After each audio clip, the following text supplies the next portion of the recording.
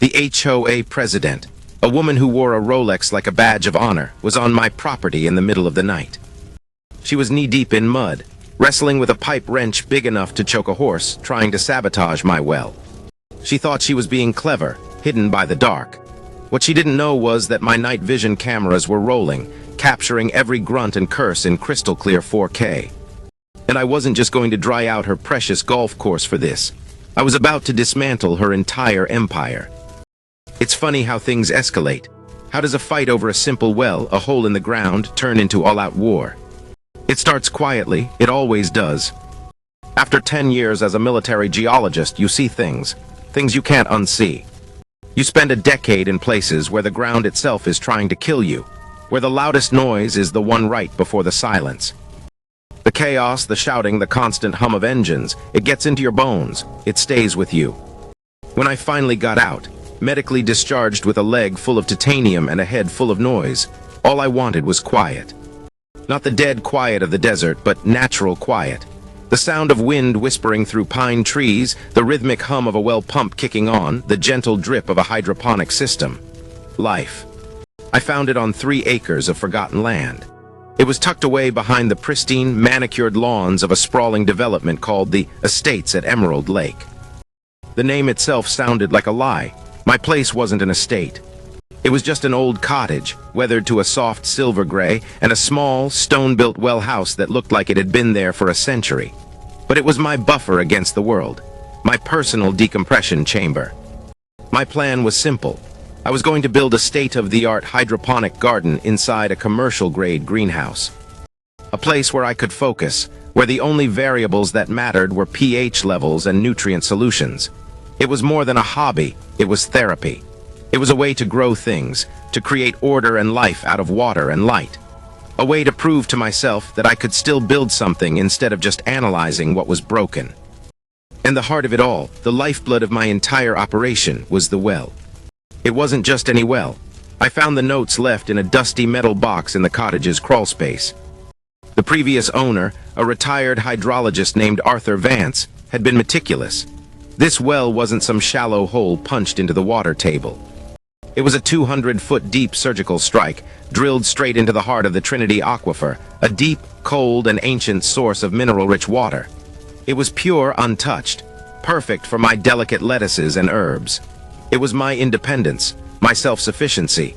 It was my freedom, all contained in a concrete-lined hole in the ground. For the first year, it was bliss. I spent my disability pay and my savings on the greenhouse. Section by section, I erected the steel frame, glazed the polycarbonate panels, and laid out the plumbing. I worked until my leg ached, and then I worked some more. The physical pain was a welcome distraction from the noise in my head. Soon, my systems were humming. Rows of vibrant green butter lettuce and deep purple basil grew under the warm glow of the grow lights.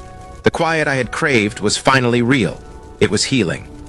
I didn't bother anyone, and I foolishly assumed no one would bother me. I was wrong. The first sign of trouble arrived in a pearl-white Mercedes SUV that crunched up my gravel driveway like it was offended by the unpaved surface. Her name was Carol Whitmore, HOA president of the Estates at Emerald Lake. She emerged from the driver's seat like a queen stepping out of a carriage. She was in her mid-50s, I guessed, though the Botox had frozen her face into a permanent expression of mild surprise. Her blonde hair was shellacked into a helmet, and she smelled faintly of expensive perfume and sharp disapproval. She was holding a wicker welcome basket that looked more like a prop than a genuine gift, filled with things I'd never use, like artisanal crackers and a bottle of wine with a cork. "Alex, is it?" she chirped, her smile not quite reaching her eyes. Her gaze flickered past me, scanning my property, the old cottage, the new greenhouse, the compost pile in the corner. It wasn't a friendly glance, it was an appraisal, a search for violations. We're so thrilled to have a veteran joining our community's periphery. We just want to make sure you have our list of approved fence stains and lawn care providers. Her community's periphery, like I was a stray dog that had wandered too close to the country club. I kept my voice even. "Thanks for the basket, but I'm not actually part of your community or the HOA. My property line ends at that old stone wall over there." I pointed. "I'm not subject to your rules." Her smile tightened a fraction of an inch. Oh, we know, of course. But we do like to encourage a certain aesthetic consistency in the area. For property values, you understand. I understood perfectly. I appreciate the thought, I said, taking the basket from her just to end the conversation. I held it between two fingers like it was contaminated. But I'm fine. I value my privacy.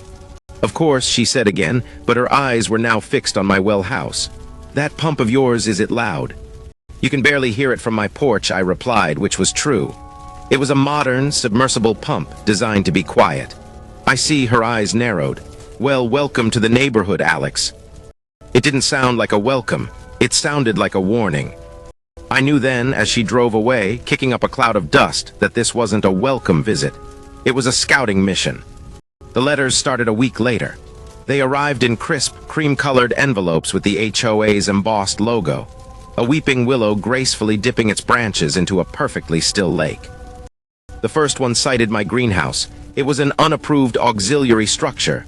The fact that it wasn't on her land didn't seem to matter. The second letter targeted my small compost pile, calling it a potential vector for pests and vermin. The third was the one I was expecting. It was a formal complaint about a noise ordinance violation, citing the incessant and disruptive hum of my well pump. Each letter was a masterpiece of passive-aggressive language, polite on the surface but dripping with thinly veiled threats of fines and legal action. It was absurd. I was a ghost. I left my property once a week for supplies and saw no one. My closest neighbor in her precious estates was over a quarter-mile away, separated by a thick stand of pine trees. There was no way she could hear my pump. It was never about the noise or the compost pile. It was about control. My little 3-acre patch of self-sufficiency was a stain on her perfect, uniform, beige-colored world. I wasn't using the approved lawn care provider. I wasn't connected to the city water and sewer. I wasn't paying her HOA dues. I was a loose thread on her perfectly woven tapestry, and she was determined to pull me. I wrote a polite, firm letter back to her lawyer, citing the county property records that clearly showed my land was not, and had never been part of the HOA's jurisdiction. I included a sound-level reading I took from my property line, showing the ambient noise from the highway 2 miles away was louder than my pump. I thought that would be the end of it. I thought logic and facts would prevail. Then came the kill shot. It wasn't a cream-colored envelope this time. It was a stark white one, delivered by a certified mail carrier who needed my signature. It was from the HOA's law firm, a big, expensive one from downtown. Inside was a formal cease and desist order. The legalese was dense, but the message was clear. They claimed my well was posing a significant and immediate threat to the aquifer's stability. They alleged that my water usage was directly responsible for fluctuations in water pressure, affecting the entire Emerald Lake community. My blood ran cold. It was complete and utter nonsense. My small pump, pulling a few hundred gallons a day for a hydroponic garden, couldn't affect an aquifer that spanned 3 counties. To suggest it was like blaming a bathtub drain for lowering the ocean level. But it sounded official. It sounded scary. The letter demanded I cap my well immediately and connect to the city water main within 30 days.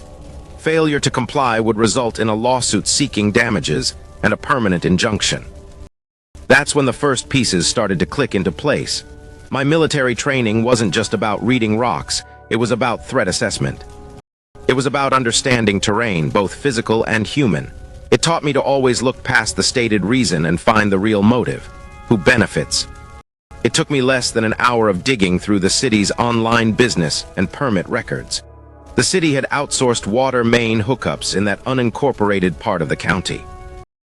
And the exclusive, highly profitable contract for all new water connections in the estates at Emerald Lake. Development belonged to a company called Whitmore Utilities. I clicked on the corporate filings. The CEO was listed as one Robert Whitmore, Carol's husband. There it was, the whole sordid picture clear as day.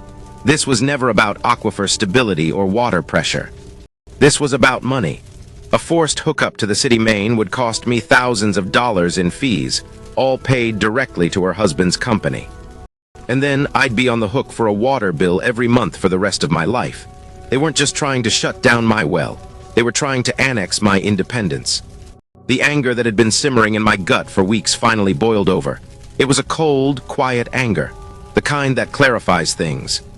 I folded the letter, placed it on my desk, and looked out the window at my greenhouse, the structure that was keeping me sane. She wasn't just coming after my water, she was coming after my peace. That's when I decided this was no longer a disagreement. This was a war. I did what you're supposed to do. I hired a lawyer. I found a guy who specialized in property and water rights, a man named Miller who had a dusty office downtown and charged a small fortune per hour. He reviewed my deed, the plat maps, and the HOA's demand letter. "Your water rights are grandfathered in and solid as a rock," he told me, leaning back in his creaky leather chair. "Legally, they don't have a leg to stand on." I felt a surge of relief. "So we fight them." Miller sighed, steepling his fingers. "We can, but Alex, you need to understand what you're up against. This HOA has deep pockets. Their law firm is a bulldog. They'll file motions, requests for discovery, depositions. They'll bury us in paperwork. They know they can't win on the merits of the case, so their strategy is to make it so expensive for you to fight that you have to give up. It's a war of attrition. They're not trying to win in court. They're trying to bankrupt you before we ever see the inside of a courtroom." He was right. The daily fines started immediately. A notice was posted on my gate. $500 per day for unauthorized water usage. It was unenforceable, but it was intimidating. My legal bills, just for Miller's initial consultation and response letter, were already in the thousands. I was living on my military disability pension. I had savings, but they weren't infinite. Carol was squeezing me, and I had no doubt she was enjoying every second of it. Then she escalated. She took the fight public. She started posting on the official Estates at Emerald Lake community Facebook page. She used a picture of me she must have snapped during that first visit, an unflattering shot of me in a dirt-stained t-shirt. Her post was a masterclass in manipulation. "A note to our concerned residents," it began. "Many of you have noticed fluctuations in water pressure, particularly for landscaping purposes. We have identified the source of the problem. Our new neighbor on the adjacent property, she didn't use my name, which was somehow worse, is operating a high-volume, unregulated well and refuses to cooperate with community standards. We are pursuing all legal avenues to protect our shared resources and property values, but he has unfortunately chosen to be uncooperative. We ask for your patience as we resolve this issue to protect our beautiful golf course and your lawns." The comments flooded in. People I'd never met, people whose faces I'd never seen, were suddenly experts on hydrogeology. "How is that legal?" one asked. "Selfish," wrote another. "He's probably killing the lake. He needs to be stopped." She painted me as a selfish recluse, a drain on their resources, a danger to their precious property values. They were turning an entire community against a man they didn't even know. My sanctuary, the one place on earth I felt safe, was suddenly a fishbowl. I started noticing cars slowing down as they passed my driveway, people staring. I felt isolated, besieged. My buffer against the world had become a prison, and Carol was the ward. Have you ever felt backed into a corner by someone with more power and money? That feeling of helplessness, of rage, knowing you're right but being ground down by a system designed to wear you out. Let me know your story in the comments below. Because what they didn't know was, you don't corner someone who spent 10 years learning how to find a way out of impossible situations. I was just getting started. And if you want to see how I turned the tables on Carol and her entire corrupt operation, make sure you're subscribed. The pressure was mounting.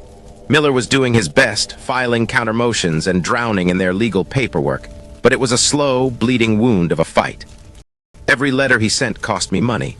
Every phone call was another line item on an invoice. My savings were dwindling at an alarming rate. The stress was a constant, low-grade hum in the back of my mind, a return of the noise I had come here to escape. One night's sleep was impossible. I was pacing the small cottage, the walls feeling like they were closing in. I needed to do something, anything, with my hands. I went out to the old shed at the back of the property, the one I hadn't touched since I moved in. It was filled with the previous owner's junk. Rusted tools, brittle hoses, stacks of old gardening magazines. I decided to clear it out, just to feel a sense of accomplishment. Behind a stack of rotting firewood, half buried under a canvas tarp, my fingers hit something hard and metal. I dragged it out into the moonlight. It was an old military-style footlocker, painted olive drab with the name A. Vance stenciled in white on the lid. The hydrologist. I pried the rusted latches open. The inside smelled of old paper, pipe tobacco, and WD-40. It was his life's work. There were dozens of leather-bound ledgers, their pages filled with neat, precise handwriting detailing rainfall totals, water table depths, and pump calibration records going back 30 years. There were geological survey maps from the county, covered in his own annotations. And then there were his personal maps. Hand-drawn, impossibly detailed charts of my property and the surrounding area. It was a treasure trove of data. I took the box inside and spread the contents across my kitchen table. I spent hours poring over the documents, cross-referencing his notes with the survey maps. I felt a flicker of the old professional curiosity I hadn't felt in years. This was a puzzle. This was terrain. This was something I understood. And then I saw it. It was on a map he'd drawn himself, dated 1975, years before the estates at Emerald Lake was even a blueprint in a developer's office. He had used different colored inks to map the entire underground system of limestone caves and fissures beneath this stretch of land, the karst topography that made the Trinity Aquifer so productive. He'd marked the precise location of my well with a blue X, and less than half a mile away, on the land that was now the 12th fairway of their golf course, he'd marked the location of a much larger, high-volume pump site with a big red X, the golf course's main irrigation well. But it was what lay between them that made my heart start pounding against my ribs. Right on my property, not 50 yards from my greenhouse, he'd circled a spot in faded red ink. His neat cursive note in the margin read, "Karst window, direct conduit to lower cavern system, a natural drain for the entire upper chamber." Plugged it myself with clay and fieldstone in '78 to stabilize local well pressure after the drought. Unplugging would be catastrophic for any high-volume pumps downstream. I stared at the map, my mind racing, the geologist in me taking over. A karst window, a sinkhole. A direct, open drain to a deeper part of the aquifer system, like pulling the plug in a bathtub. Arthur Vance had found this geological feature, and to protect his own well had effectively corked it. He'd sealed a leak in the plumbing, and I was standing right on top of the plug. A slow, cold smile spread across my face. It wasn't a happy smile. It was the smile of a man who just found a live grenade in his enemy's pocket. Carol and her cronies were coming after me with lawyers and fines, accusing my tiny well of draining their aquifer. They had no idea. They were focused on the dripping faucet while I was standing next to the main valve. The real weapon wasn't my well. It was the ground beneath my feet. The legal battle dragged on. Carol, emboldened by my lack of immediate surrender, went for the jugular. Her lawyers, citing the fraudulent claims of irreparable harm to the aquifer, managed to get a sympathetic judge to grant them a temporary injunction. A county sheriff's deputy, looking deeply apologetic, served me the papers. I was legally forbidden from operating my pump until a full hearing could be scheduled, months from now. The water to my garden was cut off. The silence that followed was different. It wasn't peaceful. It was the dead silence of machinery that should be running. The hum of the pump, the gurgle of water through the PVC pipes, the gentle hiss of the misters. It was all gone. My therapy, my sanctuary, my reason for being here was dying. Within 2 days, the leaves on my basil plants started to curl. The vibrant green of the lettuce heads began to fade. They were wilting. It was a slow, quiet death, and it felt like a part of me was wilting with them. That evening, as the sun was setting, I saw her pearl-white Mercedes drive by my property. She was driving slowly, her window down. She wasn't looking at me. She was looking at the greenhouse. And on her face was a smug, triumphant little smile. That was it. That was the moment the strategic, calculating geologist in me took a backseat, and the cornered soldier took the wheel. They had drawn first blood. They had invaded my home, slandered my name, drained my bank account, and now they were killing the one thing that kept me sane. The time for defense was over. It was time to go on the offensive. It was time to pull the plug. I didn't need a lawyer for this part of the plan. I just needed a rental agreement. The next morning, I drove into town and rented a mini excavator and a powerful post-hole auger. I told the guy at the rental yard I was finally getting around to putting in a new fence line. He nodded, took my deposit, and didn't ask any more questions. For one long weekend, I worked. I waited until after dark on Friday to have the equipment delivered. The work itself wasn't loud. The mini excavator had a quiet diesel engine, and its hum was easily lost in the vastness of the countryside. Using the hydrologist's old map, my own GPS, and my geologist's eye for subtle changes in the landscape, I found the spot. It was just a slight depression in the ground, an area where the grass grew a little differently. To an untrained eye, it was nothing. To me, it was a giant X on a treasure map. I started digging. I wasn't reckless. I worked with surgical precision. First, I carefully removed the topsoil and the turf, setting it aside on a large tarp so I could replace it later. Then I started pulling away the subsoil, layer by layer. It was just me, the quiet rumble of the machine, and a 40-year-old secret buried in the earth. About 6 feet down, the bucket of the excavator hit something different. It wasn't the solid limestone I expected. It was a dense, packed layer of reddish clay mixed with fieldstones, the plug. I switched from the excavator to the auger. I drilled a series of exploratory holes, mapping the extent and depth of the plug. It was exactly as Arthur Vance's notes described. A masterful piece of amateur geological engineering. He'd found the throat of the sinkhole and choked it shut. Around 10 o'clock on Sunday night, under the cold light of a full moon, I was ready. I used the excavator's bucket to carefully pull away the last, supporting wall of the clay plug. For a moment nothing happened, then I heard it, a deep subterranean gurgling sound. The ground beneath the machine shuddered, just for a second. A vortex of loose gravel and clay swirled, and then simply vanished into a dark hole that opened at the bottom of my pit. I had unplugged the drain. I hadn't dynamited anything. I hadn't diverted a creek. I hadn't broken any laws that I could think of. I was on my own property. I had simply moved some dirt around. I was just restoring nature's original plumbing. I spent the next 2 hours carefully filling most of the hole back in, leaving a hidden cavity below. I replaced the subsoil, tamped it down, and then carefully laid the turf back over the top. When I was done, the area looked completely undisturbed, if a little scarred. I parked the excavator behind the shed, went inside, made a strong cup of black coffee, and waited for the show to begin. It didn't take long. The first signs appeared on Tuesday. I took a walk to the old stone wall that marked the edge of my property, a spot that gave me a clear view of the 9th and 10th fairways of the Emerald Lake Golf Course. There were a few brown spots, nothing major, probably blamed on a faulty sprinkler head. By Thursday, it was undeniable. The lush, impossibly green fairways looked like they had contracted a terminal disease. Huge, sprawling patches of brown and yellow were spreading out from every sprinkler head. The magnificent fountains that flanked the entrance to the community, the ones that shot arcs of water 20 feet into the air, were sputtering and spitting. The Emerald Lake itself, which was really just a large, man-made retention pond, was visibly lower. The water line had receded a good 5 feet from the manicured stone edge. Panic erupted in paradise. I watched from a distance as a parade of trucks began arriving. Well drillers, plumbers, irrigation specialists, even a team from the state environmental agency. They stomped around the golf course, scratching their heads. I could see them through my binoculars, gathered around the main pump house. Their pumps were working fine, the machinery was humming away, but the water just wasn't there. They were sucking air.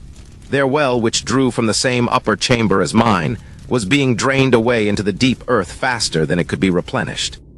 The community Facebook page, my primary source of intelligence, went from a place of smug gossip to a war zone. The residents, who paid thousands upon thousands a year in HOA dues for the privilege of looking at that perfect green grass, were furious. Their prize-winning roses were wilting. Their expensive Japanese maples were dropping their leaves. The attacks against me stopped. Now all the venom was directed at one person, Carol Whitmore. Her perfect, orderly empire was dying of thirst from the inside out, and she had no idea why. But Carol, she was obsessed. She couldn't accept that this was a geological anomaly or a mechanical failure. In her mind, it had to be me. I was the source of all her problems. Her fury, fueled by dozens of angry emails and phone calls from her residents, needed a target. And that target was me. On Friday night, just after midnight, my motion-activated security cameras sent an alert to my phone. I tapped open the live feed. There she was. The pearl white Mercedes was parked hastily down the road. Carol Whitmore, dressed in dark clothes, had climbed my fence and was stomping across my yard like a woman possessed. She marched right up to my wellhead, the one she'd legally forced me to shut down. She pulled that massive pipe wrench I'd seen in the initial footage from a canvas bag. She was muttering to herself, her face a mask of pure rage in the ghostly green light of the night vision camera. She thought if she destroyed my well, her water would magically come back. It was irrational, it was desperate, it was beautiful. And it was all being recorded in high definition. I watched her swing the heavy wrench, clanging it uselessly against the reinforced steel casing of the wellhead. I watched her try to smash the sealed control unit. I watched her finally give up, throw the wrench to the ground in frustration, and stomp back to her car, covered in mud. I didn't call the cops, I didn't run outside and confront her. I let her go. I had something far more effective, far more destructive than a simple trespassing charge. I had the truth. The next morning I sat at my kitchen table with a fresh cup of coffee. I drafted a new email. The subject line was simple. The real reason your lawns are dying and your water is gone. To the recipient list, I added the email addresses of every single resident of the estates at Emerald Lake, which I had painstakingly collected from public records and the HOA's own website. I added the senior partners at the HOA's law firm. I added Carol Whitmore and her husband, Robert. And for good measure, I added the personal email of Cynthia Ramos, the lead investigative reporter for the Channel 4 News On Your Side team. I attached 3 files. The first was the video file from my security camera, titled Trespassing and Vandalism C. Whitmore MP4. The second was a high-resolution scan of Arthur Vance's 1975 geological map, with the karst window and his notes clearly visible. I titled it Geological Report Emerald Lake Aquifer PDF. The third was a copy of the public contract between the city and Whitmore Utilities, showing that Carol's family directly profited from every new water hookup in the area. The file name was Whitmore Utilities Exclusive Contract PDF. In the body of the email, I wrote a simple, factual narrative. I explained that the HOA's claims against me were baseless and motivated by financial gain. I explained that their own high-volume pump was likely the cause of the water issue, due to the recently reopened natural sinkhole on my property, a geological feature documented decades ago. And I presented the video as evidence of the HOA president's unhinged and criminal behavior under pressure. I didn't make accusations. I didn't use inflammatory language. I just presented the evidence. Then I hit send. The silence in my cottage after I sent that email was louder than any explosion. It was the silence of a pin being pulled from a grenade. You know it's live, you know the explosion is coming, you just don't know exactly when. I sat there sipping my now cold coffee and watched the sun climb higher in the sky. It took about 15 minutes. The first reply wasn't from a resident. It was from Cynthia Ramos, the reporter. Her email was 4 words long. Call me now, my cell is. Then came the deluge. My inbox began to light up, a rapid-fire succession of notifications. Most were out-of-office replies from the law firm, but then the personal ones started trickling in. Confused messages from residents. Is this real? What is this video? Then the confusion turned to anger. I opened the community Facebook page and hit refresh. It was like watching a digital firestorm ignite. The page, which had been a sleepy forum for complaints about garbage collection and praise for the landscaping committee, had become a scene of open revolt. My email had been screenshot and posted. The video of Carol was being shared and reshared. The comments were brutal. I knew it. I knew she was a crook. My water bill has gone up 30% in 2 years. Now I know why, her husband's company. She tried to blame that veteran, and then she does this. She needs to be arrested. The narrative had flipped in an instant. I was no longer the selfish recluse. I was the victim, the whistleblower, and Carol Whitmore was the villain in a story she could no longer control. Her carefully curated image of a competent, caring community leader was being shredded in real time by the very people she purported to serve. The fallout was immediate and spectacular. Later that afternoon, a memo was emailed to all residents from the HOA's vice president, a man I'd never heard of. It announced an emergency board meeting to be held that evening via Zoom to discuss a matter of urgent community importance. That night, the Channel 4 6 o'clock news led with the story. Cynthia Ramos stood in front of the grand, fountainless entrance to the estates at Emerald Lake. The chyron at the bottom of the screen read, HOA president accused of fraud vandalism. They played a blurred 10-second clip of my security footage, Carol, wrench in hand, swinging at my wellhead. They showed excerpts from the Whitmore Utilities contract. Cynthia reported that the state attorney general's office was aware of the situation and looking into potential conflicts of interest. Carol was removed as president by a unanimous vote of no confidence during that emergency meeting. Her husband's company was immediately put under formal investigation by the State Utilities Commission, its contract with the city suspended. The residents, now armed with the truth, were talking about a class action lawsuit. 2 weeks later, I saw a moving truck parked in front of the Whitmore's sprawling McMansion. They sold the house for a loss to a cash buyer and were gone within a month, disappearing from the community they had ruled with an iron fist. Her reign was over. A few days after the news story broke, I received a call from a new lawyer. He represented the restructured HOA board. His tone was a complete 180 from the threatening letters I had received before. He sounded like a man who had been tasked with cleaning up a chemical spill. He was apologetic, conciliatory, and terrified. Mr. Thompson, he began, his voice smooth and cautious. On behalf of the new board of the estates at Emerald Lake, I want to offer our most sincere and profound apologies for the actions of the former president. I appreciate the call, I said, keeping my voice neutral. The board has voted to immediately drop all pending litigation against you and waive all fines, effective immediately. That's a good start, I said. There was a pause on the other end of the line. Yes, we would, of course, also like to discuss compensating you for your legal fees.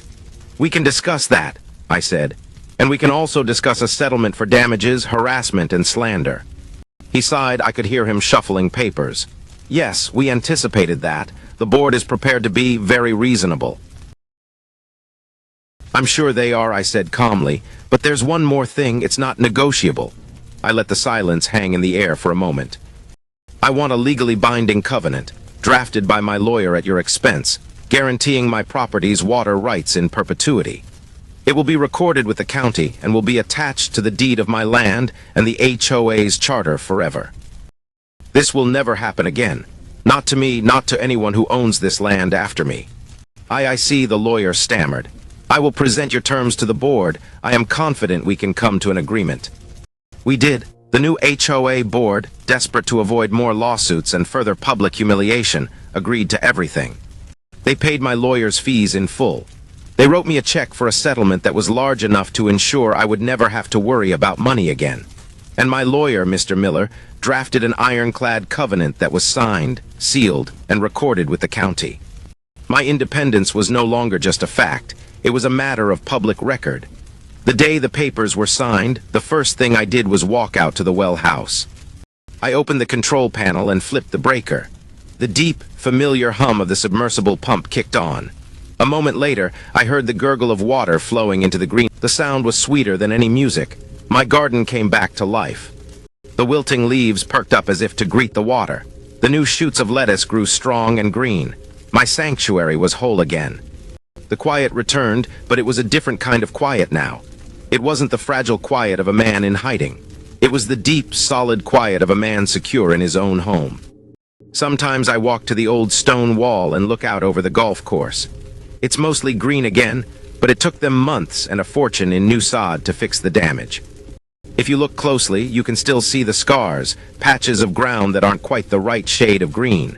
A permanent reminder of what happened. Sometimes the biggest victories aren't loud. They aren't about shouting or fighting in the street. They're quiet, they're strategic.